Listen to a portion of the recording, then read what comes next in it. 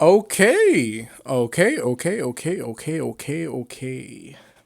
So with the newest chapter, people have been talking about a familiar theory, the idea that there are two versions of Shanks, whether it's two brothers, a clone, or something else entirely.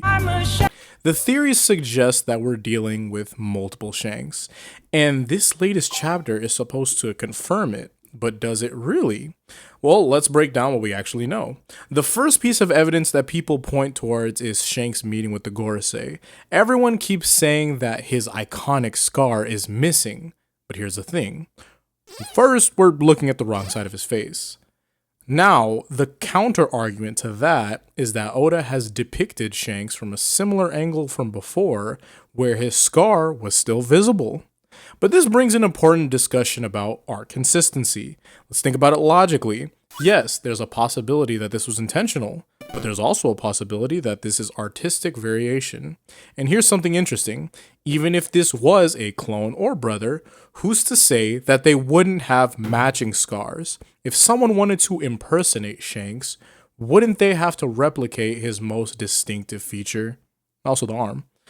Then there's the argument about how Shanks speaks to the Gorosei. People say that he talks differently than we've ever seen him talk before, but is this really evidence of a different person? Well, think about it. If I'm speaking differently right now in this video than I would with my friends, that's just how that is. We all do this. It's code switching. It's completely normal. The elders are at a completely different tier in the One Piece world, so if Shanks needs to show them respect, then of course he'll adjust his speech, especially if he's in cahoots with them. It would be weird if he talked to them the same way that he would talk to other pirates. Now, is this evidence weak? Yeah, pretty much. But I understand why people bring it up. Now, let's talk about chapter 1121. We see a mysterious black silhouette while Shanks is present in the scene. The silhouette sword looks remarkably similar to Shanks' sword. And honestly, if that is this same type of sword, like you have like Garling has his, Shanks has his, if that's all the same thing, that's amazing. Like, honestly speaking, that's very interesting. But, since it's a silhouette, we can't really confirm or deny anything.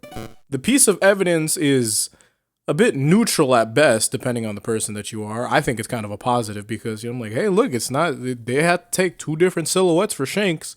That does mean there is a second type of person at least. But what we know is that Shanks was found at God Valley during one of the most important events of One Piece.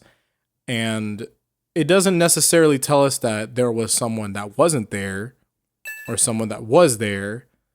We just know that that's the case with Shanks, and he was found in a treasure chest. That could be elaborated. Well, it has to be. It's going to be. But who really knows anything past that?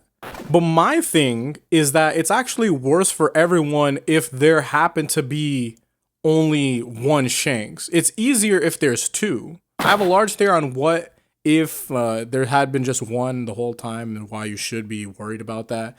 But I'm working on it currently. So yeah, that's about it. Believing the theory is one thing, confirming it is another. As so far, yeah, nothing's been confirmed, but the evidence is also pretty damn weak, but I do enjoy this theory. I think it's one of the better ones, and I do think that there is a second Shanks, even with the evidence not being the best.